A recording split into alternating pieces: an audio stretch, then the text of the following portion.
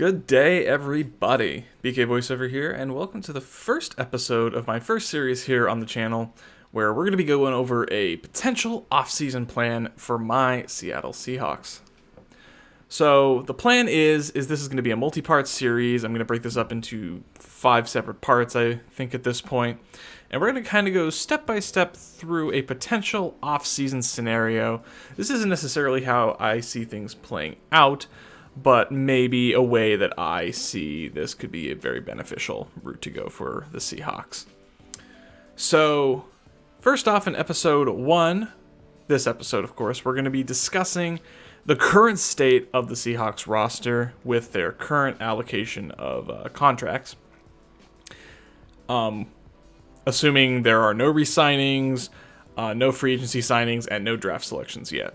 Those will be covered in later videos. So, again, if you like the content I'm putting out, please do smash that like button, as it does help expand the channel. And if you want to see more, please do consider subscribing to the channel. And of course, hit that bell icon so you get notified when I post new content. So without any further ado, we'll get underway. So anyways, in case you've been living under a rock for pretty much the entire 2021-2022 season, you'd know that it definitely did not end in the fashion that any of us had hoped for. Between a pretty sluggish start to our defense, offensive inconsistencies, and of course that Russell Wilson injury that we lost him for 3 games, and then he just wasn't himself for the 3 games after he came back. So with all that, I think myself, just like most Seahawks fans, started going into the last third of the season assuming that we were heading for a pretty long and painful rebuild at this point. However, the last 6 games, the team really came alive. It was due to a resurgence of several players at the end of the season, and decisions by the front office. So, looking at how the team is lining up for now, Ken Norton did get removed and is now being replaced by Clint Hurt. And also Ed Donatell is being brought in as a senior defensive advisor for the team. So there's definitely going to be some changes on the defense schematically, but I think what I've come to see at this point, I think what most Seahawks fans that keep up with the team have found out, is this is going to be more of a retooling offseason and not necessarily a full-blown rebuild. And if it was a full-blown rebuild, I don't think Pete Carroll would, at 70 years old, would want to stick around and rebuild at this point. So instead of assuming that we're going to be trading Russell Wilson for 3 first-round picks and selecting his future and completely rebuilding the offensive line and selecting his replacement in the upcoming draft, that's pretty much 0% chance that happens at this point. So let's get that thought out of our heads just to start with. And obviously no true fan of any team wants them to lose. But this 10-loss season did help open our eyes to the struggles that this team has been dealing with for, honestly, the past few seasons that we've just kind of ignored at this point because, hey, when you're winning games, who cares if you're making some mistakes every now and again. So, to start off, I kind of wanted to take a look at the current cap space situation for this team. Yeah, so a few weeks ago, Field Goals put out a really good article taking a look at the Seahawks 2022 salary cap picture as of the start of the offseason for the Seahawks. And just starting off, if you looked at any cap space monitoring site like Spotrac or overthecap.com, you would have seen something along this line for your 2022 cap space being around $52,419,282. Granted, when that number was on the site, it only accounted for the 2022 NFL cap, which is set at $208,200,000. The cap space that we rolled over from the previous season, which We had about 11 million left over, but they decided not to roll all of it over. Most teams don't roll over the entire amount for several reasons, but they ended up rolling over about 10,600,000 in cap space from the 2021 season. And then it also factors in our 2022 obligations. That takes into account all of the contracts that we know that we are on the docket to be paying. So, one of the other updates that has happened since then is the Seahawks also signed 13 players from the practice squad-ish to future contract deals. So that has been factored into our new cap space at this point. In addition to down here, you see these PPE values. So basically, those are performance enhancements that are given to certain players that meet certain requirements within their first 3 seasons in the NFL. So, for example, DK Metcalf made the Pro Bowl one of his years in his rookie season, and because of that, he actually got a nice bonus in his contract.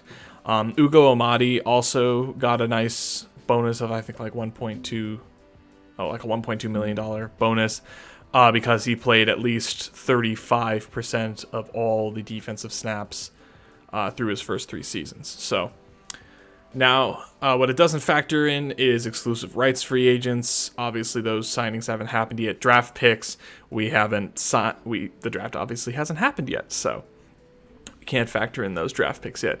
And then practice squad and IR. Obviously, we're not even at training camp yet. We haven't even reached the start of the new league year, so we can't even start forming our practice squad. And any players that were on IR to end the season, if they were under contract, they just went back to the normal roster, the normal 90-man roster for the offseason. And if they weren't under contract, then they automatically become free agents as soon as they come off the IR list. So, sites like Spotrac and Over the Cap have taken into account the futures contracts and the PPE enhancements. So now we're sitting at, and granted, this is an estimate. This isn't based off of information that we know, so it might not be 100% accurate, but it's as close as we have right now. So we're currently sitting pretty much at 37 million in cap space right now, factoring in all of the known contract incentives we know of. Also, if you want to read the article for yourself, the Field Goals article that is, I'll be sure to link that in the description of the video.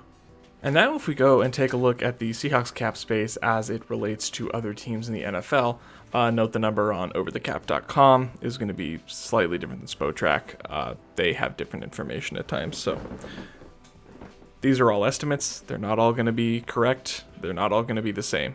So if we factor in that, even factoring in that slight difference than the numbers on Spotrac, we're currently sitting at the 8th most cap space in the NFL. And the fun thing you'll notice, if you look at the teams above us that have more cap space than us, all of them are in the AFC. Dolphins, Jaguars, Bengals, Chargers, Jets, Colts, and Broncos. The team in the NFC that has the next most cap space after us would be the newly titled Washington Commanders, sitting at about 31.9 million. So roughly 5 million in cap space lower than us. The other fun thing is if we go down to the teams that are above the cap space line, we got 1, 2, 3, 4, 5, 6, 7, 8, 9, 10 teams that are over the cap space limit for next season. And let's see, 1, 2, 3, 4, 5, 6, 7, 8 of them are in the NFC. 2 of them are in our own division.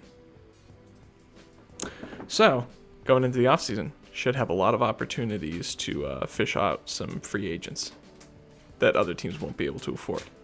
All right, so now we're going to be getting into the real meat of this video. We're going to be going position by position, taking a look at the players that we do have under contract for next season, and making judgment calls on needs going into the off season.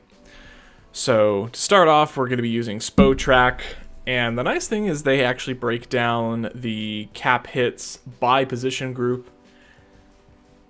Currently, with the quarterbacks, they're eating up about $37,895,000 in cap space for next season. Obviously, the vast majority of that is going to Russell Wilson. Running backs are eating up $9,269,304. Fullbacks, that being literally just Nick Bellore, is eating up $2.75 million. Wide receivers are taking up about $19.5 million.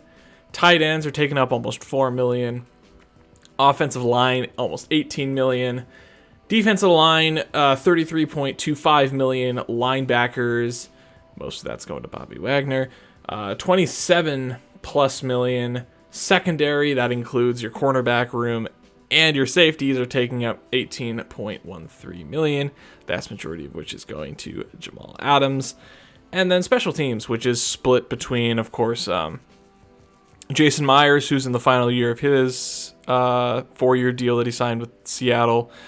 Michael Dixon, who just signed an extension last offseason. And then Tyler Ott, who is set to be a free agent after this season. But he's a long snapper. And he does his job. And he does it well. So, doubt there's going to be any changes there. Alrighty, kicking things off with the quarterback room. We currently have two quarterbacks under contract for not just next season, but the season after. First of all, obviously, Russell Wilson. He is set to have a cap hit of $37 million next year.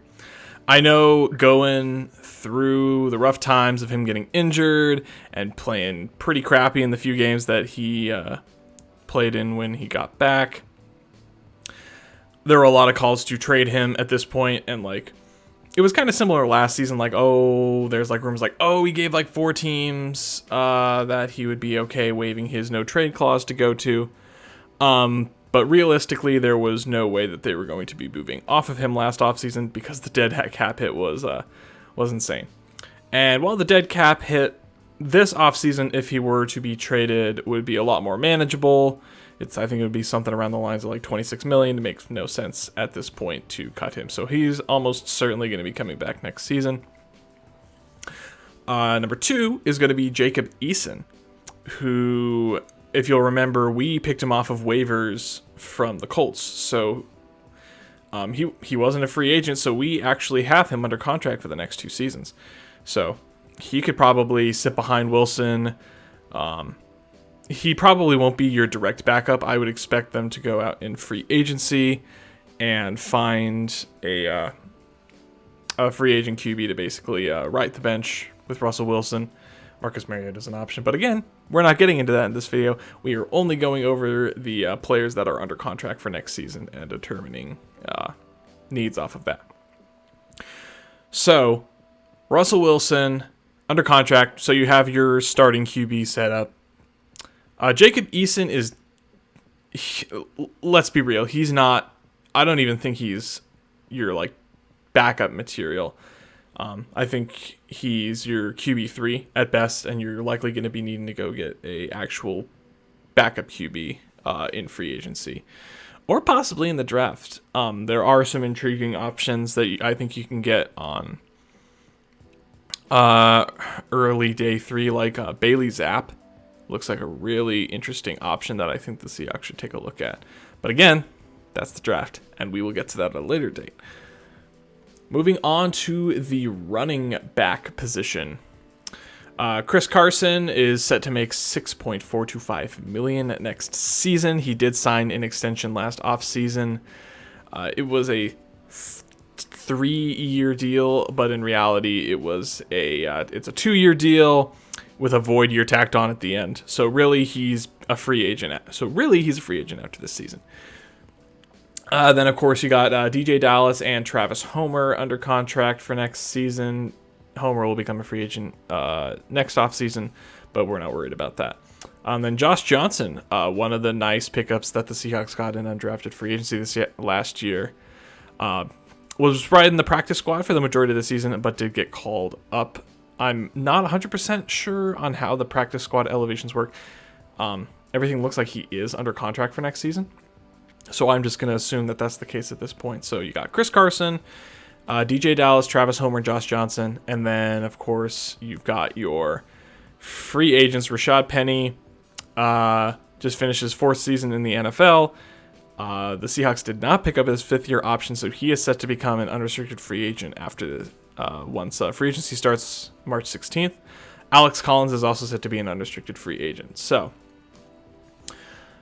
I think at this point, there's definitely going to be a need to bring in a true bell cow, because with Chris Carson's neck injury that he suffered, apparently it's a chronic neck injury that's been known for a long time, we might not even see him next season. So I think there's definitely an option to bring back a true almost every down back, and then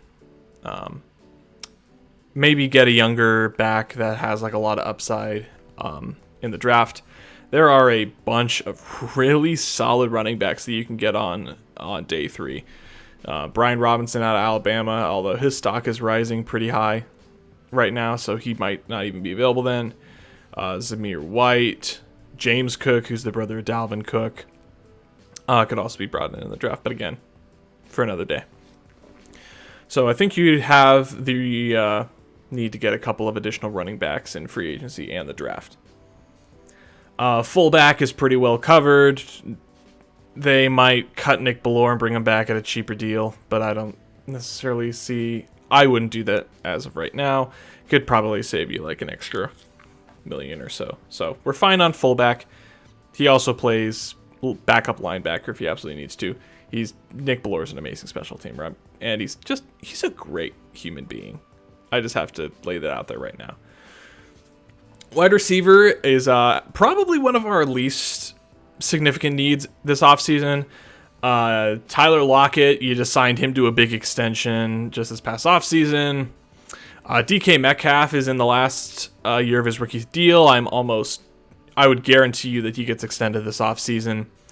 D. Eskridge, we just drafted him last year, had a kind of a throwaway season. That concussion that he suffered week 1 against the Colts, it was just really bad. He lost like almost half of his season at that point, so he still has a lot of catching up to do.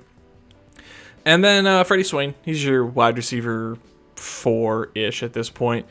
Drafted him in the 2020 draft in the 6th round. Yeah, 6th round, that's right. So we still got him for another 2 seasons.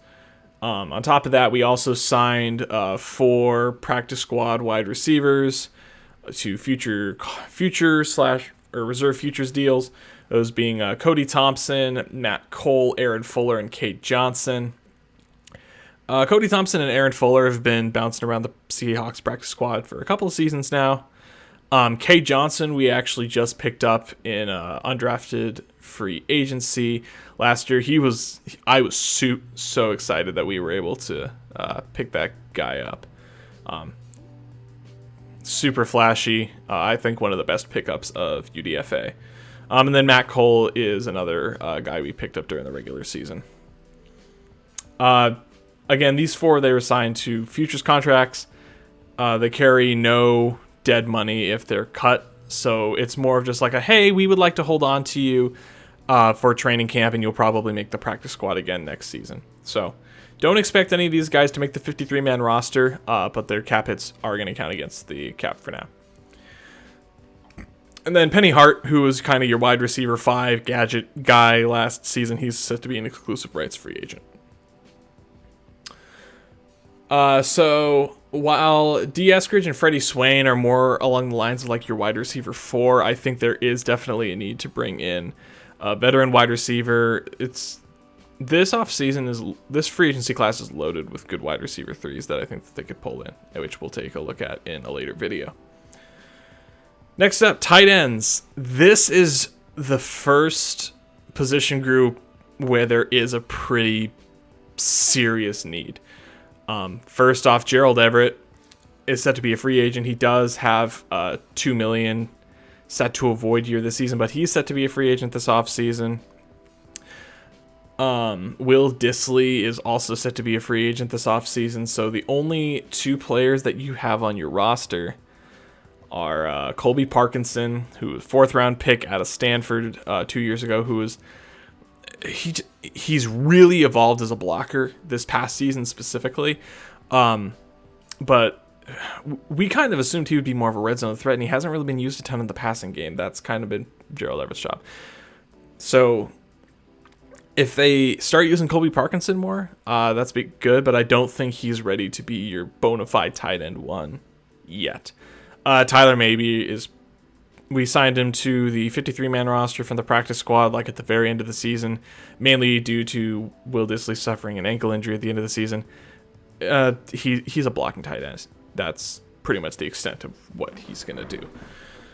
So, tight end, huge need at tight end 1 and tight end 2.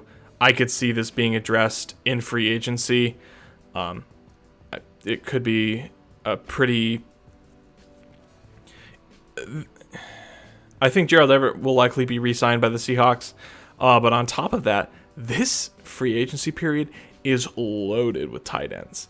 Like, not like your top tier Travis Kelce's, George Kittles of the world, but like tight end 2, there's a lot of really good options that I think they'll be going over this offseason. Offensive line. Now we are getting to the code red. We need to address these issues like this offseason. As far as guard goes, we're pretty well set, I would say. Both your starters, Gabe Jackson and Damian Lewis, are still under contract for the next 2 seasons. Phil Haynes, who did fill in for Gabe Jackson and Damian Lewis when they were injured, is set to be a free agent, but I would expect them to re-sign him at a current date. But yeah, backup guard is definitely a need. But the biggest needs going into the offseason, I think, are absolutely left tackle and center.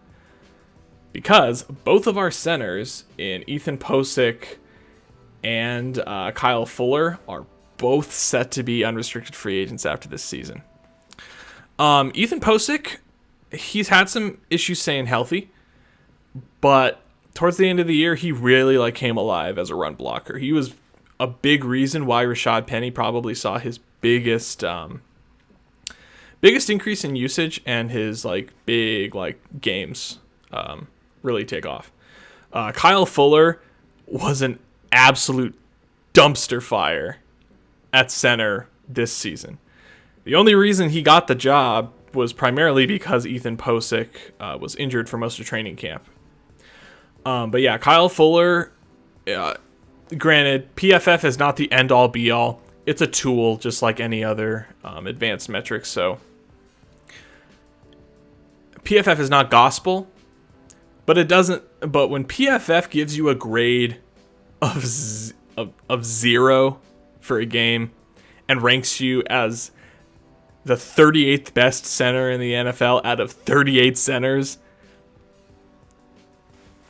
there's not much redeeming quality there. So I don't think Fuller should not even be on an NFL roster. Posick, maybe they re-sign him to a cheap deal, but this is one of those positions that we just need to get better at. So big need in the offseason. Could address it in free agency. Aside and as far as the draft goes, as far as Tyler Linderbaum out of center out of Iowa is first round prospect, easily the best center in the draft. And then aside from him, it gets pretty bad after that. I think your best center after him would be Alec Lindstrom out of Boston College. And even then, I have maybe a 3rd, 4th round grade on him. All right. And then left tackle, left tackle is a big deal, as well as right tackle. So left tackle, obviously Dwayne Brown, who has been Russell Wilson's blindside blocker for the past 4.5 seasons, is set to become a free agent here. And while Stone Forsythe, I loved the Stone Forsythe pick in the 2021 NFL draft, I don't think he's ready to take that starting position quite yet. Right tackle I'm feeling a little bit better about. Brandon Shell is set to become a free agent, and I'm pretty sure the Seahawks don't re-sign him going into the offseason. because Jake Curhan, undrafted tackle out of, I think it was UCLA, has just done nothing but dominate the chances he's gotten at right tackle. PFF wasn't super high on him, primarily because he played one game where he had to like step in at a left guard when we had some injuries to the offensive line. But aside from that, when he's played his like natural position at right tackle, the dude is godly in run blocking. He needs to improve his pass blocking, obviously. I think that's his biggest weakness. But again, as I said, like Ethan Posick improving the run blocking of that offensive line primarily led to Rashad Penny's like resurgence in the last third of the season. Jake Curhan and his amazing run blocking was another. So I think right tackle is less of a need. I think you bring somebody in, whether it's in free agency or in the draft, to compete with Curhan for that starting spot.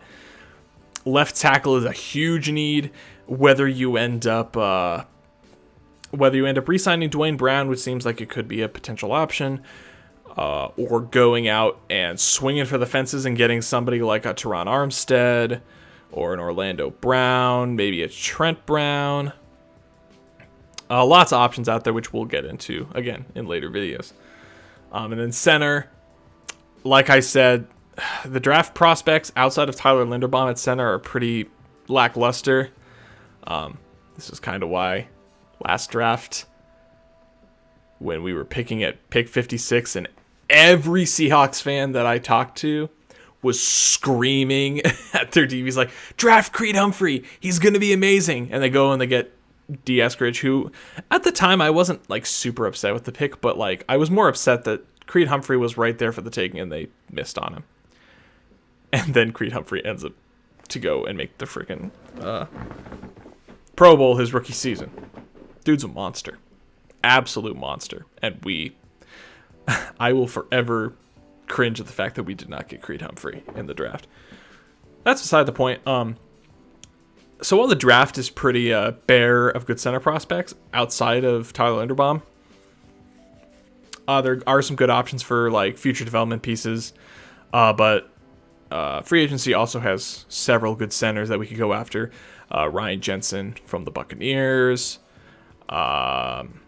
Jason Kelsey from the Eagles, Brian Allen for the Rams, who practices against Aaron Donald like every practice. That would be a pretty good pickup if you can get him. Even a Ben Jones from the Titans. He's getting up there in age, but he's been solid. He would definitely be like, of the four, he's definitely like fourth in like my priorities of like going after. But yeah, lots of good options to go after center in the draft. Or not in the draft, in free agency. Okay, so moving on now to the defensive line. Defensive end, contract-wise, we're actually in a pretty good spot. We have pretty much all of our defensive ends under contract for next season. We got Carlos Dunlap, Benson Mayoa, Kerry Hyder, LJ Collier, Darrell Taylor, Alton Robinson. So, as far as depth goes, we're pretty deep at the defensive end position. We are going to... Rasheem Green, who was tied for second place on the team with 6.5 sacks on the season. He is set to become an unrestricted free agent.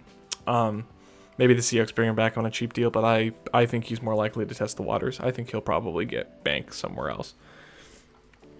Defensive tackle is a lot of a bigger need. Specifically, the only defensive tackle that we have under contract for next season is Poona Ford. And Poona Ford's a fantastic defensive tackle. I think he was actually ranked 10th in ESPN's rankings of pass rush run rate by a defensive tackle. And while they shifted him from 1 tech to 3 tech this season, in retrospect, it seems like it would have been better if we just kept him at 1 tech. So yeah, Poona Ford, I think we're going to be set at 1 tech. Where we really need to improve is getting a solid 3 tech, because last season we really just like ran into we kept like 3 defensive tackles on the roster for the majority of the season. and all of them were 1-techs. We didn't really have a true 3-tech on the team. So maybe you bring back Al Woods. Brian Monet is set to become a restricted free agent. I don't know if you bring him back. I think his roster position would be much better served by either drafting 3-tech in the draft, and there are a lot of good options that should be available in the second and third round, which I think the Seahawks should target. Akeem Hicks from the Bears is also another option that I've been hearing a lot of buzz about that could definitely be brought in. So anyways, defensive end, as it stands right now, is less of a concern. Defensive tackle is definitely a bigger one.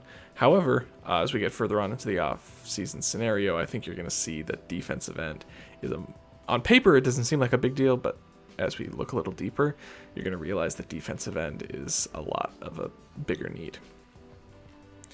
Carlos Dunlap, you're definitely going to bring him back. It costs you way more to cut him than you would save from releasing him. So he also had 8.5 sacks this last season, so you definitely bring Dunlap back. And then Darrell Taylor, obviously, you keep. Alton Robinson, you keep. Kerry Hyder, you probably keep. Benson Mayo and LJ Collier are less solid there, though. On top of that, you also signed 4 defensive linemen to reserve/future deals. Those being Niles Scott, Miles Adams, both of them are 1-techs, and then Gerard Hewitt, who we actually got in undrafted free agency this past season. He plays more 3-tech. He's a little undersized for 3-tech, but he's been pretty decent. He was pretty decent when he played in the preseason. Alex Chongum kind of jumped around our practice squad a little bit during the offseason, but don't know much about him. So defensive end and defensive tackle, I think once we actually hit free agency, are going to be pretty big needs. Next up, you got linebackers. Bobby Wagner still under contract for one more season, set to make $20+ million. Jordan Brooks, obviously, he's still on his rookie contract. On contract through the 2023-2024 season. He does have the 5th-year option available if we choose to re-sign him, which if he plays this season like he did last season, I think he'll likely get the 5th-year option on his contract. Cody Barton and Ben Burke. Cody Barton didn't really see the field a ton other than special teams. But with Bobby Wagner getting injured those last 2 games, he did slide in as your starting middle linebacker. He's set to become a free agent after this season. You definitely keep him around for depth. Ben Burke-Irvin, we lost him for the entire season. He suffered an ACL tear during his I think the second preseason game. And then Aaron Donkor and Lakeem Williams got signed to reserve/futures deals. Donkor is part of the International Player Pathway Program, so even though he's on the practice squad, he doesn't take up a practice squad spot. He's basically a free practice squad spot. Lakeem Williams, he was actually pretty solid on special teams when he did get brought up. So linebacker, as it stands right now, is less of a need, but I think you'll see as we get into further episodes, it's actually going to be probably a bigger need than we would assume, because I highly doubt that the Seahawks keep Bobby Wagner around at that cap hit. Moving on to the secondary, we'll start with corner. Corner, now that I am actually sitting down and taking a look at the way that the roster is shaping up, cornerback is absolutely the Seahawks' biggest need going into the offseason, probably tied with left tackle. Tied with left tackle and above center. Primarily because we have 2 technically cornerbacks on the roster for next season. Trey Brown, who was our 4th-round pick out of Oklahoma last season, he played really well in his when he was able to get on the field. He did suffer an injury week 11 against the Cardinals that did force him to go on IR for the rest of the season. But what we did see when he was on the field, he's pretty solid. I think he could possibly, with a little more grooming, slide into a starting spot. But I don't think you, at this point, trust him to be your starting corner for an entire season. Michael Jackson, he played pretty good in the couple games when we lost a good chunk of our cornerbacks to the COVID reserve list. He played fantastic. I think PFF gave him a grade of 84+, which is really, really solid for a cornerback. So he's on a reserve future deal. He could very possibly make the 53-man roster next season, but I think it's more likely he makes the practice squad. So yeah, either way, we are losing both Sidney Jones and DJ Reed, who was your starting corner duo for the majority of the season, to free agency. You're also going to be losing, not necessarily losing, but Blashawn Austin is who we got from the Jets. He was decent enough in his minimal snaps he played. He's set to be a restricted free agent this upcoming season. John Reed, who we actually picked up from the Texans. We traded like a 2023 7th round pick to get him. He's an exclusive rights free agent after the season. I don't see a reason why the Seahawks don't pick up that option. And then Nigel Warrior, we also picked up from the Ravens during a final roster cutdown. I would see them bring him back as an exclusive rights free agent. Going to safety, obviously your strong safety spot is locked down with Jamal Adams for the next for the foreseeable future. Ugo Amadi is still under contract for another season. He would be your nickel corner. Marquise Blair is still under contract for another season. I think he's still going to compete with Ugo for the nickel corner spot. However, the big safety departures we have, well, I guess not departures, but for unrestricted free agents, you got Quandre Diggs and you got Ryan Neal, who are both set to be free agents. As much as I love Diggs was like a turnover machine in Seattle last season. I think he might have priced himself out of Seattle with how well he played, which sucks because like I would love to see them bring him back. I just don't think the money's going to work out the way that they want it to. Marquise Blair could likely slide into replace Diggs if he leaves. He was great. The annoying part is like Blair was great he was pretty good in his rookie season. And then he lost his second year to an ACL tear in week 2, and then he lost about half of the season to another injury in 2021. So we really haven't. Blair's great, but he's just had 2 freak injuries that he just hasn't been able to see the field as much. But I think he has a lot of potential. Whether or not it depends on whether you trust Marquise Blair to go into the offseason as your starting free safety, or if you want to look at the draft or free agency, because there's a lot of options in free agency as well. And this draft, by the way, is loaded with top tier safety talent and corner talent. So I definitely think that they address those in the draft as well. Last but not least, special teams. Jason Myers is on the last year of his deal. He's set to make $5 million. I don't think we'll see what happens, but I don't think the Seahawks are going to keep him around at $5 million. He had one season where he was amazing, like not this past season, but the season before, where he didn't miss a single field goal. He missed a couple of PATs, but he was pretty solid. He set a new career record for like longest field goal of his career. He hit it from like 61 yards, which is wild. But yeah, I don't think that they'll keep him around at $5 million. Michael Dixon, of course, just signed a big extension, so we're fine. And then Tyler Rodd's also signed through next season, so we're fine as far as like specialists go, assuming that the numbers stay how we expect them to be. So with that, counting up all of the players that we actually have under contract going into the 2022 season, including all of the futures deals, we're actually sitting at 48 players on the roster. The 52 players that Spotrac has listed here includes the 4 players that have void years on their contract. So that's Quandre Diggs, Dwayne Brown, Carlos Dunlap, and Gerald Everett, I believe.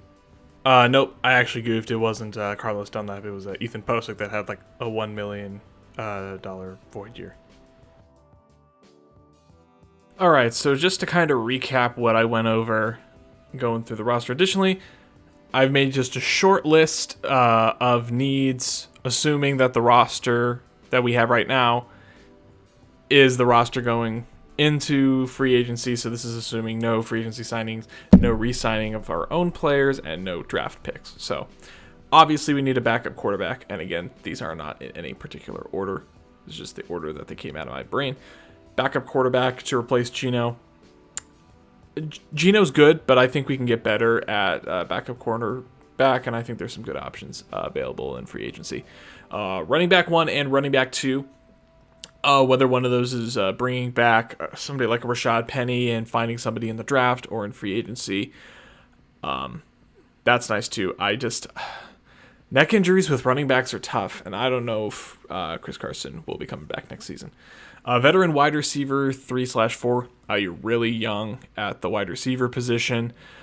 And there was a good quote that I heard the other day that you're only as good as your wide receiver 3.